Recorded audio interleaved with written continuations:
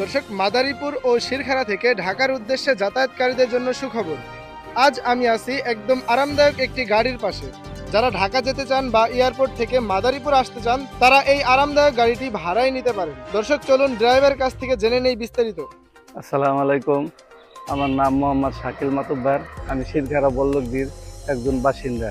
যারা মাদারীপুর থেকে ঢাকা এয়ারপোর্ট থেকে মাদারীপুর আসতে চান, তারা আমার সাথে যোগাযোগ করেন। গাড়িতে এসির কোনো ব্যবস্থা আছে কিনা? হ্যাঁ, এসির ব্যবস্থা আছে। সবসময় আমরা এসি দিয়ে থাকি।